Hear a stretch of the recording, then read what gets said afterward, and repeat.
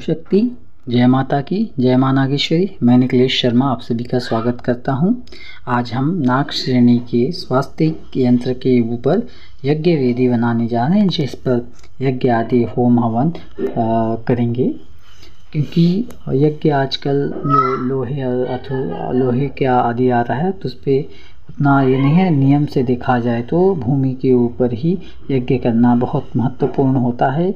मिट्टी से या बने हुए भूमि पर ही यज्ञ आदि बने रहते हैं, तो उसका अर्थ अलग रहता है, उसका बहुत फल मिलता है। तो यहाँ पर हम जो है कि वेदी मिट्टी से बना रहे हैं। नीचे हमने टाइल्स है, उसके ऊपर हमने नाग श्रेणी का जो यंत्र करने का भी वीडियो पहले ही हमने डाला है, और वीडियो लंबा हो जाए इसलिए शॉर्ट में डाला है। तो इस प्रकार से हम मिट्टी का यज्ञ कुंड बना रहे हैं, जिसमें हवन नित्य कर सकते हैं। यह जो नाग श्रेणी का स्वास्तिक यंत्र होता है, यह 8 दिशाओं और 10 दिशाओं से संरक्षित, अष्टदिक्पाल देवताओं से संरक्षित रहता है। नवग्रह देवता आदि विनायक आदि की कृपा से हमारा यज्ञ में कोई विघ्न बाधा नहीं आती है। उसमें दुर्वा कुशा आदि सब डाल के चारों तरफ से अग्नि के प्रभाव को भी बाहर न आए, ताकि हमें यज्ञ करने वाले को कोई उसका दुष्प्रभाव जलन आदि का एहसास ना हो। ठंडक बनी रहे आसपास, इसलिए दुर्वा और कुशा आदि से संरक्षित किया गया है यहाँ पर। तो यहाँ पे संरक्षित करने के लिए सब यंत्र आदि करके इस प्रकार से पूरी मिट्टी से ही बना है। बीच में थोड़े बहुत ईंटों का प्रयोग किया हमने, और इस प्रकार से 60 बाय 60 का जो टाइल्स है उसके ऊपर हम बना रहे हैं, और अपने कार्य के हिसाब से। और चारों दिशाओं से नाग देवताओं से संरक्षित एंड किसी प्रकार की कोई विनाशकारी शक्ति यज्ञ आदि में बाधा नहीं आए, इसी कारण से इन देवताओं को नियुक्ति किया जाता है। और भूमि पे कहीं करने का तो उसको अलग कुशा आदि से विधि रहती है। जहाँ पे हवन करना है वहाँ पे कुशा से उसका जो है कि साफ करके कई प्रकार के 3 रेखाएं खींची जाती हैं, और अलग अलग विधान है, उस प्रकार से किया जाता है। यहाँ पे हमने इस विधान से किया।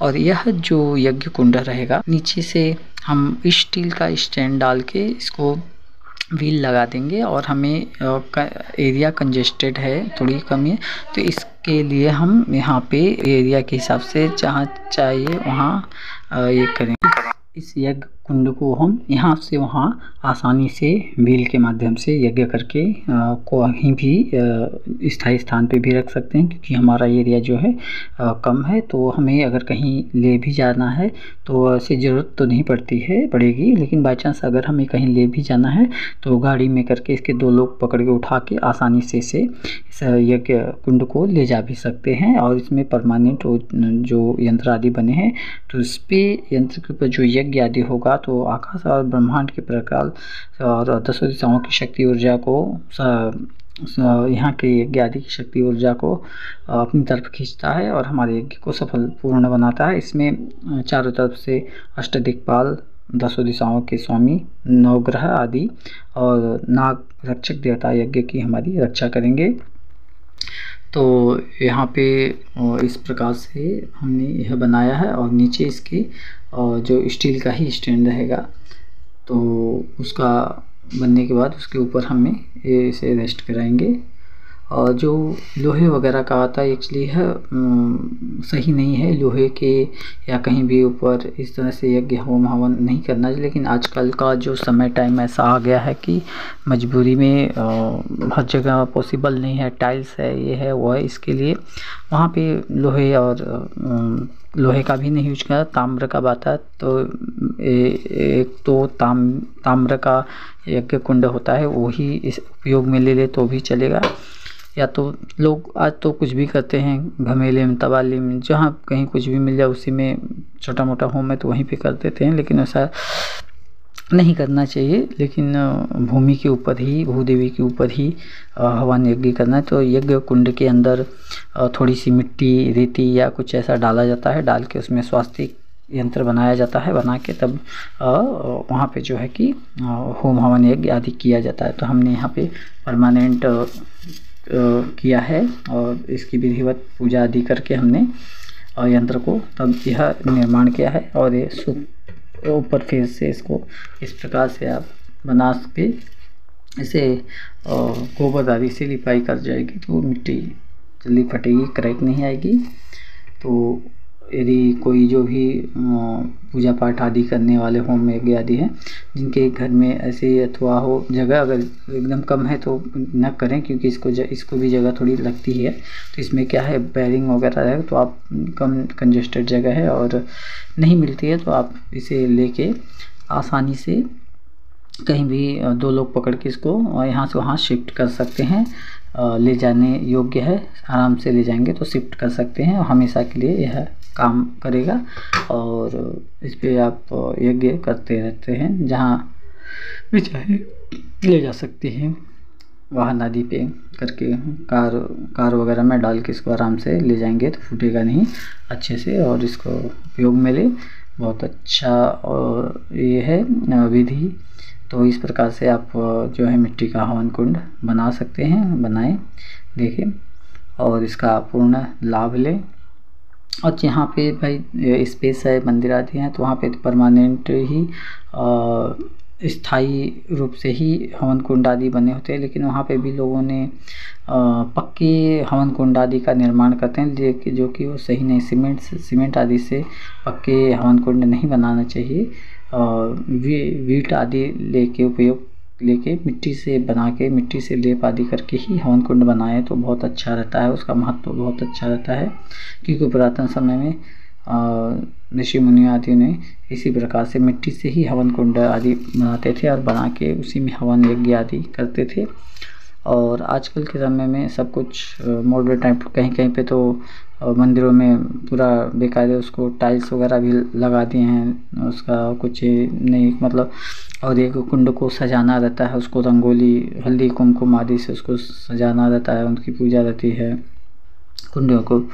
तो वो सब उतना नहीं करते हैं लोग, ऐसे तैसे ही उसमें करते हैं। लेकिन मिट्टी का रहता है तो नित्य हवन करने से उसको पोंछ के धो के फिर ही हवन करना चाहिए। एक्चुअली हवन कुंड में आज हवन किया तो फिर दूसरे दिन हवन कर रहे हैं तो बाहर की जो है वहाँ पे हल्दी कुमकुम पुनः फिर से लगाना चाहिए।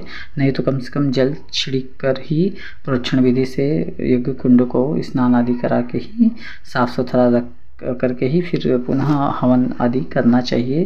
पर लोग ऐसा नहीं करते हैं और वहाँ पे लोग हवन करेंगे और फिर दूसरे दिन करेंगे तो उसकी जो साफ़ सफाई नहीं पोताई लिपाई या कुछ नहीं होता है, तो सब कुछ शॉर्टकट कर देते। इसलिए टाइल्स वगैरह ऐसा लगा दे ताकि वो झंझट न रहे उनको, बस ऐसे ही थोड़ा कपड़े से पोंछ दिया तो हो गया, इसके लिए ये होता है। लेकिन मिट्टी के बने हुए यज्ञ कुंड का महत्व भी बहुत है, तो उसको नहीं पोंछ सकते, डेली पोताई नहीं कर सकते या हफ्ते में पोताई कर दिया करें और गोबर से लिपाई कर दे तो पॉजिटिविटी भी बहुत अच्छी रहती है गोबर से।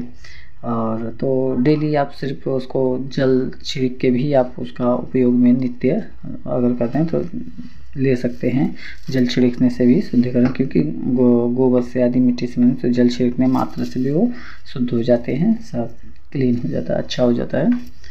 तो हमने इस प्रकार से बनाया है, आप सभी देखिए और संभव हो सके तो जिसे जैसा जमे वो बना सकते हैं। हमने यहाँ पे चारों साइड में नाग देवताओं की नियुक्ति की है ताकि यज्ञ की प्रोटेक्शन हो ना, हमारा जो हवन है उसमें कोई किसी प्रकार की बाधा आदि उत्पन्न ना हो, उसमें कोई अशुभ शक्तियाँ होती हैं, भूत प्रेत पिशाच आदि कोई नकार शक्तियाँ हो तो हमारे यज्ञ में जो है कि वो बाधा न डालें, उसमें उसे खंडित न करें।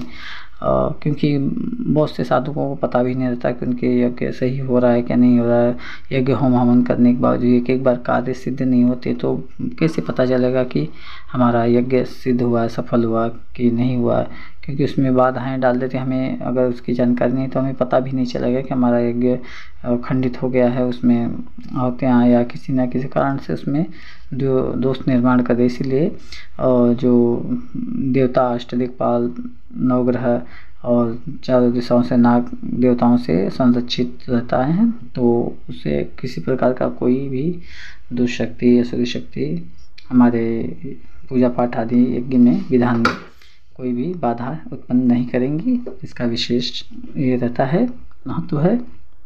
तो यदि किसी को ऐसा करना हो तो आप कर सकते हैं, बना सकते हैं, नहीं तो आपको जिसे आता है वैसे भी बना सकते हैं।